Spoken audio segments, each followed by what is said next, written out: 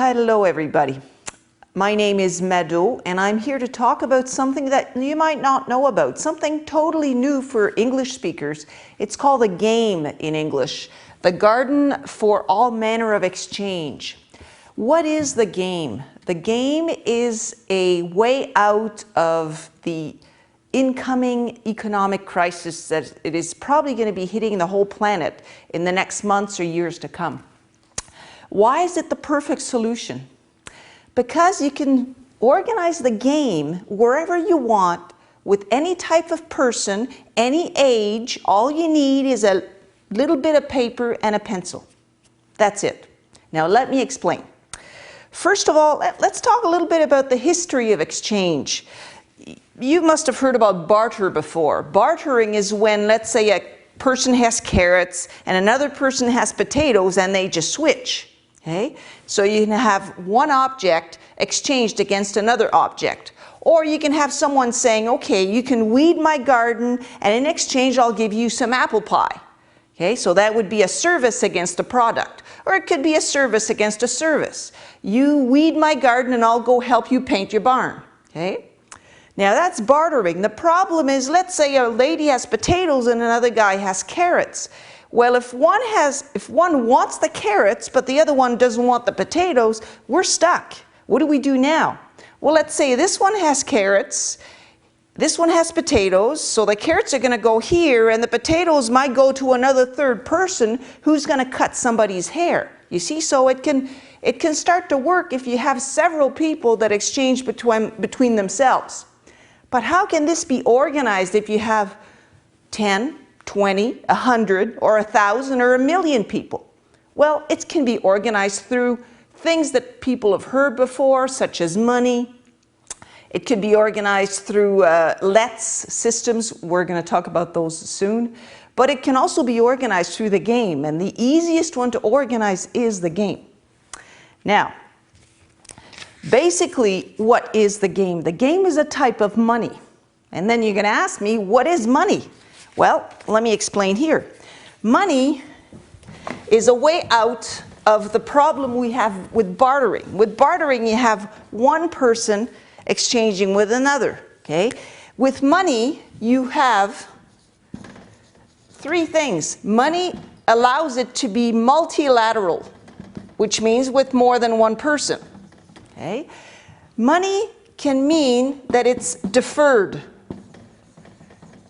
which means it can be from one person to the next, but that allows the other person to take money and use another type of product. So it can be differed. It can be differed in time too, okay? Which means if I don't exchange carrots against potatoes now, I exchange carrots against money, then I can take money and use this later on for something else. So it's deferred in time. And lastly, it's usually written. Okay, it's written on what? It could be on paper. It could be written on metal.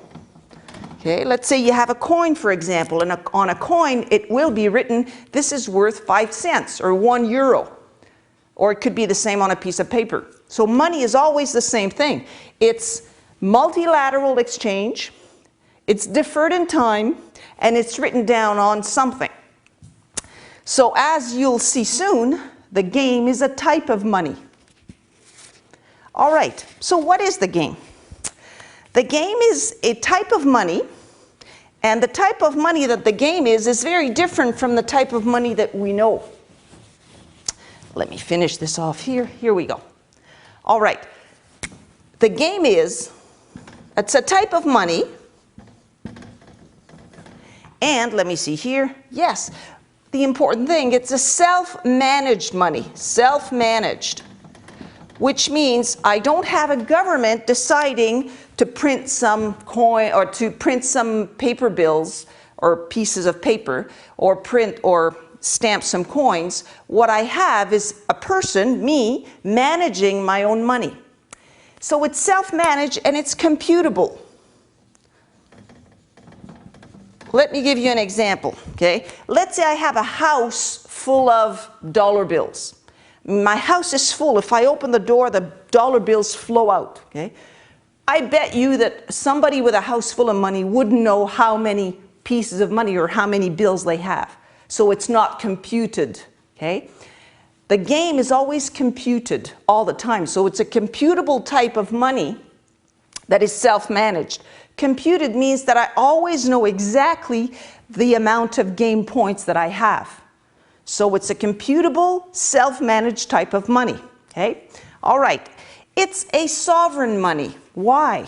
Because I'm the one who's taking care of it. It's self-managed, so I don't depend on a government or any type of external authority to organize the game for me, to organize my own game. It is a true exchange too, okay? I exchange, let's say, a bag of organic carrots for some game points. And those game points, then I can use later for something else. So it's basically time against time or time against products. But the fact that it's organized, it's computable, means that I can make sure that whatever I give in product or service, I get back later, okay? So it is a true exchange. And it's a responsible exchange. It's self-managed, and I'm responsible for making sure that the game stays a true and fair exchange system. It's also a universal exchange. Why? Because it's based on time, as you'll see in a few minutes. Based on time means that if I'm in China, Russia, or anywhere in the world, basically, I can use the game wherever I go. For example, this summer I went to Italy, to Switzerland, to France, and I did a whole bunch of transactions or a whole bunch of exchanges through the game. Okay? All right. Now, what are the advantages of the game? The fun thing is it enriches the community. Okay? For example, let's say that I'm in a community and the dollar crashes tomorrow. We're in Canada here, in Quebec. All the banks are closed, all the doors are closed, like what happened in Argentina, in Greece, or other countries such as Turkey. And the dollar bill is not worth anything anymore. Now what do? Well, I can still do things for people. I can still get products or services, either offer them or get them through the game. So it's really easy to organize the game, and it enriches the community right away. What's the history of the game? Well, it was invented by a Frenchman called Daniel Farjas in 1998 in France. This guy was a member of Let's, a local, let me see if I can explain, local exchange and trading system. It was a system invented in Canada that went all around the world, the Let's. And Daniel Farjas was a member of the Let's for many, many years.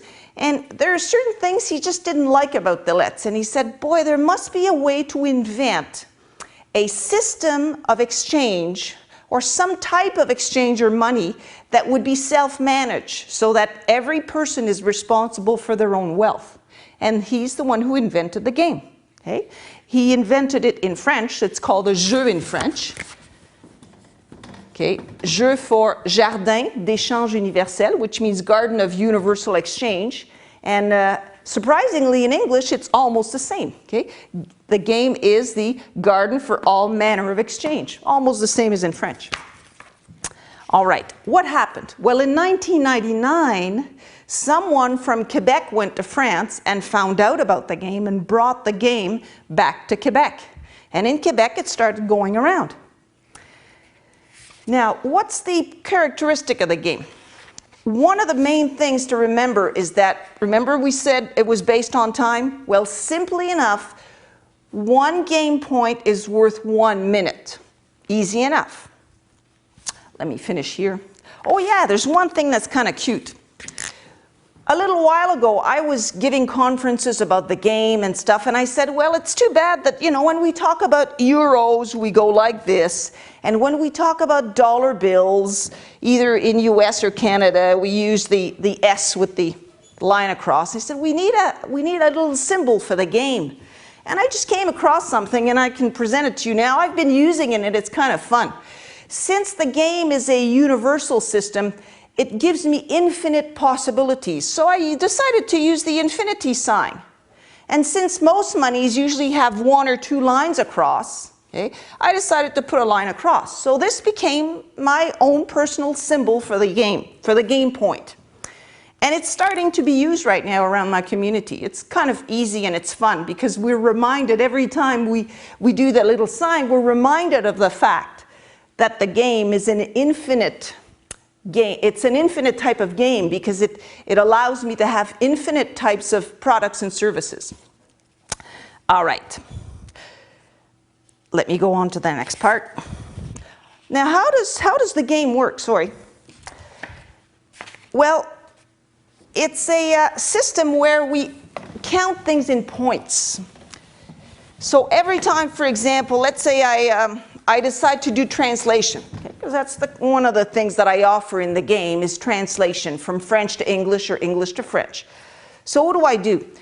I tell you, okay, you've got something for me to translate. It's going to take me X numbers of hours, okay? So we can think in time. How long is it going to take me? And remember, the game is based on time. So 1 game point is worth 1 minute, right? So 60 game points is worth 60 minutes. So 60 game points is worth 1 hour.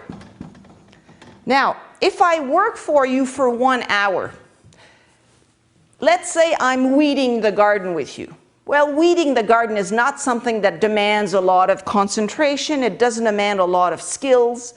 All I have to know is which plants to pull out, because sometimes if I pull out the radish plants, then you'll be angry because I would have weeded your garden too well, okay? So it doesn't demand a lot of skills. Most of the time, if I weed your garden, I'll ask you for 1 hour, I'll ask you 60 points. But if I do translation for you, well, I need special programs for translation, special dictionaries that I bought and put in my computer. I need a computer for it. I need some skills that are specialized. So I might ask you more. Most of the time when I'm translating, I'll ask people 120 points per hour. Now you're going to tell me, well, that's not fair. I don't like systems where people get paid more than others. Okay? The problem with this is we've had systems before in Quebec where everybody had the same salary, okay? Or everybody had the same remuneration for 1 hour, for example. The problem with that is that you get a lot of people doing little dicky jobs, but as soon as you start having jobs that are more, demand more money, more concentration, more skills, for example, someone who's good in electricity or plumbing or dentistry or translation or any other type of thing, or special massage, they would tend not to use the game or another exchange system if they have the same amount of remuneration or the same exchange as someone who's babysitting a kid or weeding a garden, for example. Okay? So we've discovered with time that people that demand to have the same remuneration or the same exchange for X numbers of hours for all types of different jobs, that most of the time people quit those systems. We've decided in the game the best thing is to leave people to self-manage, to allow them to be self-managed, which means, let's say I do a bargain with Diane, then we decide, Diane and myself decide how many points we're going to be asking. Let's say Diane, for example, let's say I'm asking her to help me paint my garage. Well, Diane is not a painter, so I'll ask her, let's say it takes an hour. I'll give her 60 points. But if I'm asking her to do something fancy, like for example, taking a movie from the internet and putting it on a DVD disc, and she's got all kinds of programs for that and all kinds of expertise, she will ask me more points. She might ask me 120 points if it takes her an hour. Some other people might ask for 200 points. A friend of mine who's a dentist might ask for 500 points for an hour. Do you think that's fair? Well, I don't know. A dentist who has to pay for machinery, an office, a secretary, whatever else, people that have more expenses, of course, naturally, it makes sense to ask more points per hour. So as you see, it always depends on what the person's needs are. It has to be a fair exchange. And there's also something else.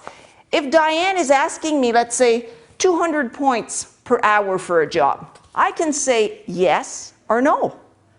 If I say no, well, she's stuck because now she can't do the job. She won't have the points.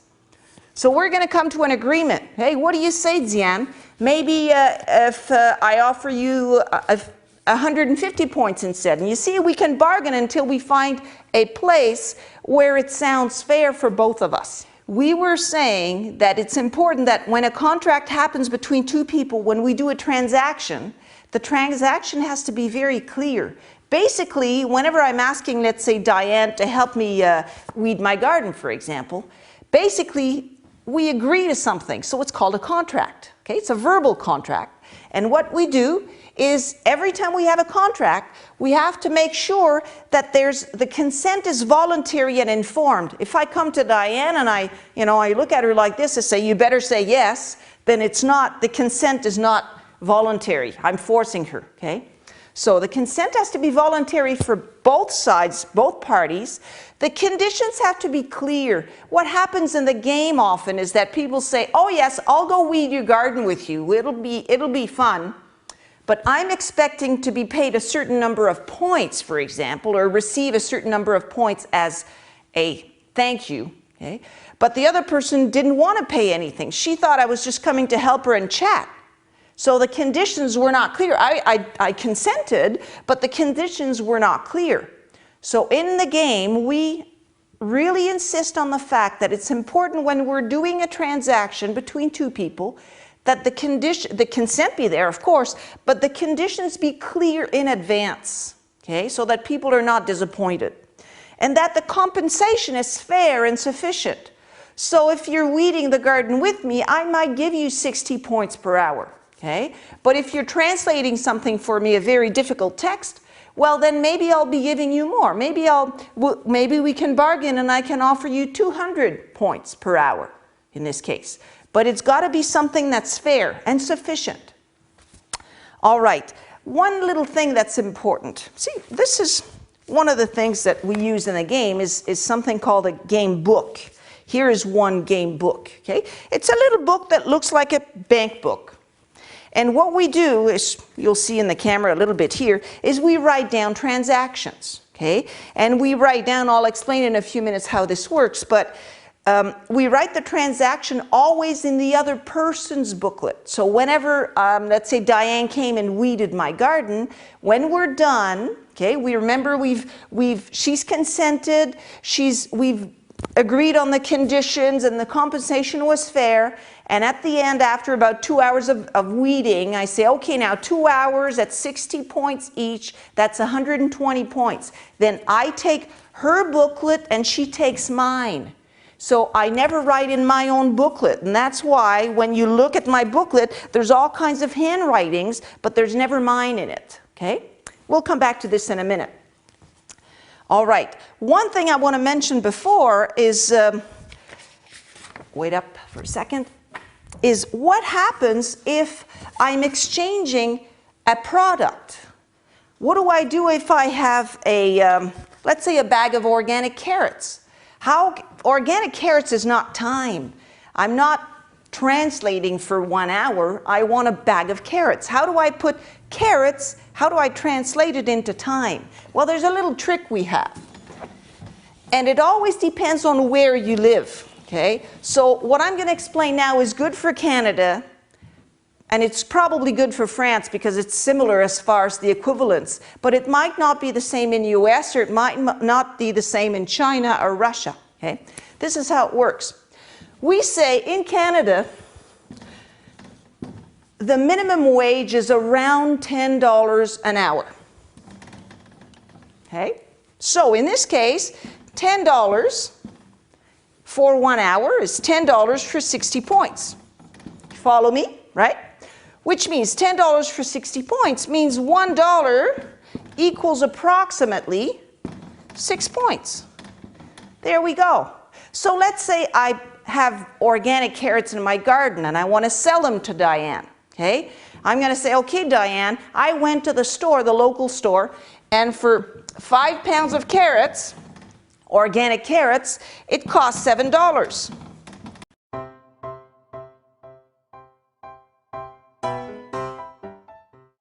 So I'm going to sell you my carrots $7, but not in dollars. We're talking game points.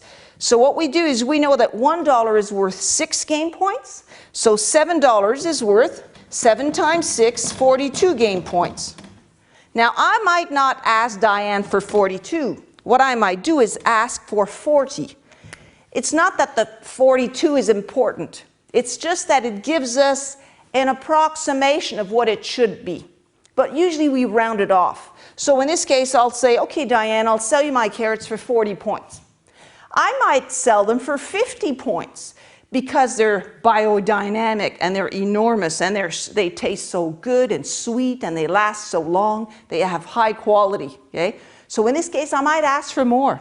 I might ask for less too because she's my friend or because my carrots are not as good looking as the other ones or whatever else. You know, I can play with this. But I know that basically in a local organic store, my carrots would be worth about 40 points. All right. So, as you see, products are easy because we always multiply by 6. Services are easy because you always think about time, about minutes and hours. Now, people are going to ask me, is it legal? Well, let me tell you something. If I go to my grandma's place and I wash her floor, and in exchange, she says, oh, Mado, you've been so nice to me. I've made some apple pies, and I made one just for you. So what we did actually is we exchanged washing a floor against a nice apple pie. So we did an exchange, right? No kind of law can stop me from exchanging washing the floor with my grandma against an apple pie. No government can ever stop me from doing these kinds of things. This has been with humanity ever since humanity was born. Okay? Animals even do these kinds of things of exchanges.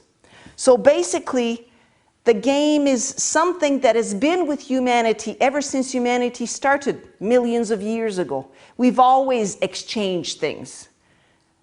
Native Americans used to exchange, for example, tobacco against birch bark for making canoes or things like that. So exchange is something that we've seen and it's been with us for millions of years. What we've done with the game simply is that we have a little book where we just write down the exchanges we make. It makes it easier so we can follow them. It becomes a fairer system of exchange. Okay? So what I'm saying is it's something that's beyond the law. It is not legal, but it's not illegal. It's something else. It's basically, my little game book is just a personal reminder. It's the same as having a diary, for example, a journal, or an agenda where I write down, okay, well, at 10 o'clock tomorrow I'm going to be doing this, right? Well, it's not illegal to have an agenda. Well, it's not illegal to have a little book that I carry in my pocket where I note down the exchanges I've made with people, okay? That's why we can really say it is not legal, it is not illegal. All right, cheating now. You're going to tell me, okay, Mado, anybody can make a book. You know, these things are easy to get because you can download them on the internet, okay? We have them on the internet. You can download, print them, and start passing them around and start using them. So people can do anything they want, basically. They can start saying, okay, well, I'm going to write down points, and you're going to see I'm going to become rich really quick. Well, let me tell you one thing. It's been going on, the game, since 1999. We did not have yet one case, not one person we've met had done any type of cheating with this. Why is this so? Well, we figured out that probably the people who cheat, you know, the ones who like to make counterfeit money, the ones who like to steal other people's credit cards, the ones who are good on the computer at taking money from one account and putting it in another account, all these people, the cheaters of the world, okay, they don't trust the game because they say in the game it's too easy to cheat. So they don't join. We haven't had a cheat join yet. And then there's something else too. In your area, let's say that we have a whole bunch of people using the game for exchanges, okay? If someone does cheat once, and we know about this, everybody's going to know. Okay? And let's say, for example, I know someone in France comes here and they want to buy my car, my car in game points. Sorry. Well, she comes from France. I don't know if the game points she's got in her booklet are for real or not. So what am I going to do? Well, I know some people in France that play the game, so I'm going to phone them up or write an email. And I'm going to tell them, do you know this person? She's got 60,000 points in her book. If you don't know, well, she comes from that area, okay?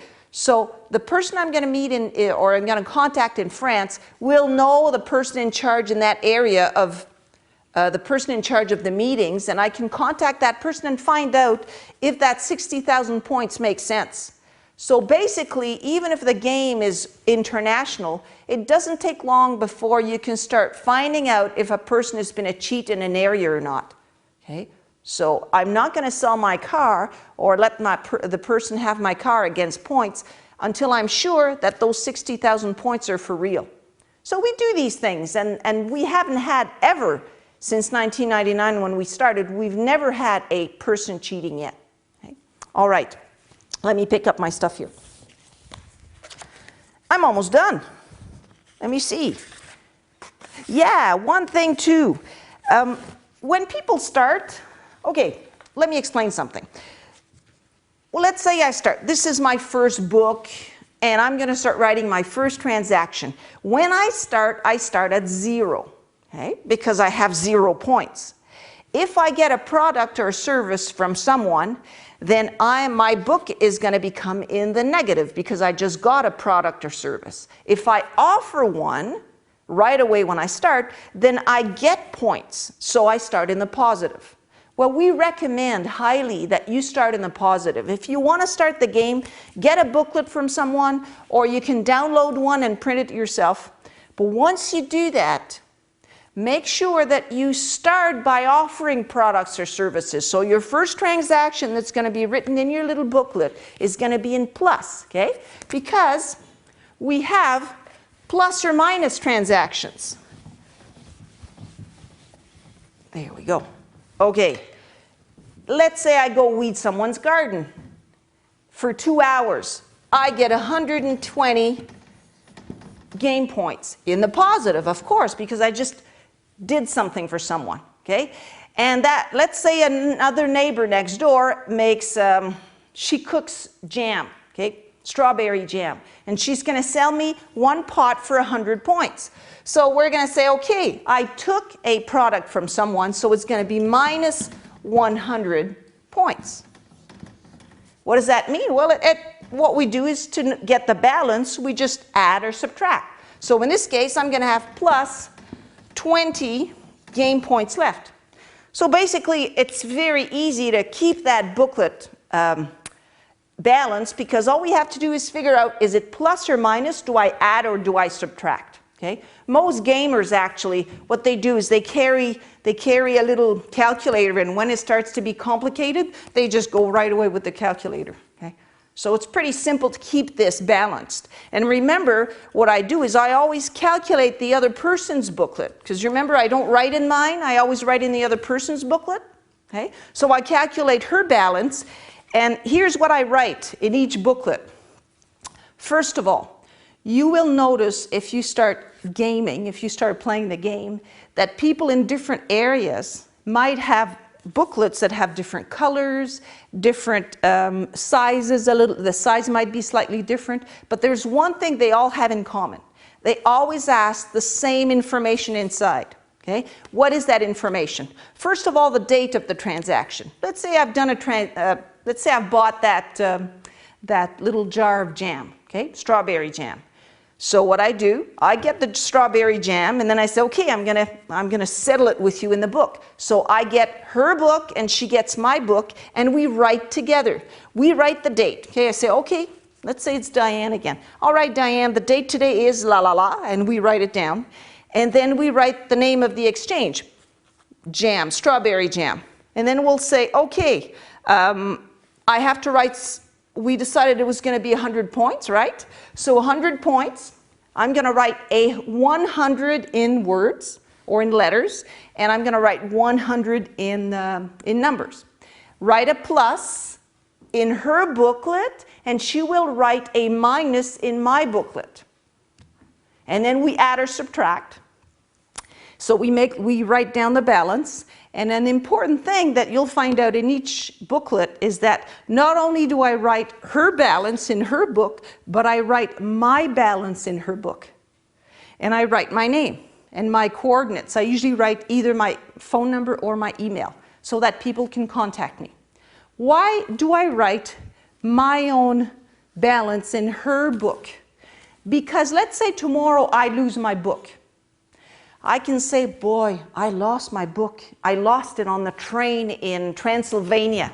I'll never get it back. What am I going to do? I don't have my book anymore. Well, I'm going to say, oh yeah, my last transaction was with Diane just before I left for my trip. So I'm going to phone Diane and say, hey Diane, in your book you have my balance for the last transaction we made. What is my balance? So I get a new book and I write down the balance and I write down Diane's name as being my witness. She becomes my witness that this is where my book was at that time, where my balance was at that time. Okay? So there's always a way to solve things when these things happen. All right. Oh yeah, one last thing before I let you go. What happens if you like what I heard and you want to start a game in your area or you want to attend a game meeting? Okay? Well, first of all, if you live close by, if you live in Quebec, come see us. Okay?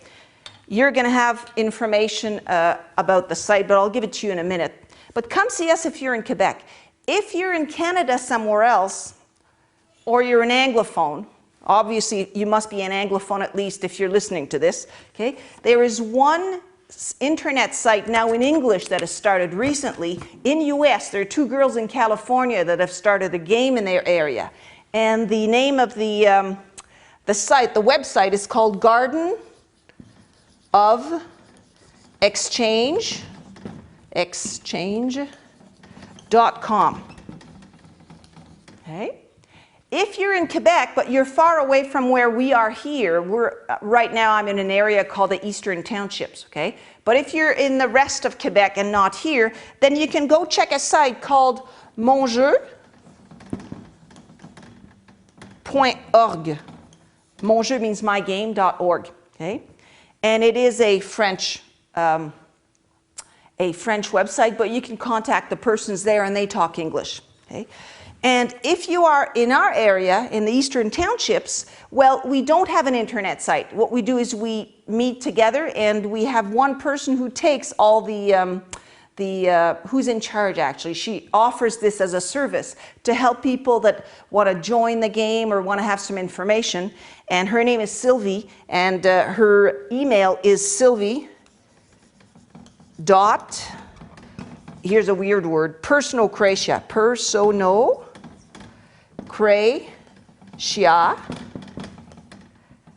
at gmail.com. Here we go. All right. There are also all kinds of places in France where you can have the game. Obviously, it does come from France. So there are people in France playing the game. It's called a jeu there. And there are several sites that mention it. You can Google and find out which sites these are. Now, if you have any more questions about the game in general, you can check on the internet. There's more and more people that are starting to use the game pretty much everywhere in French-speaking countries. But it is now starting in US, and it's probably going to spread as people start to realize that the financial system is about to burst. It's about to collapse. And we have right now all the answers to that problem. We don't need a financial system for our wealth. We can be wealthy and exchange between each other and have a lot of fun without using dollar bills, without using euros. It is possible to build something that's totally alternative and totally self-managed. And the game is, according to me, the easiest way to do this. Thank you very much.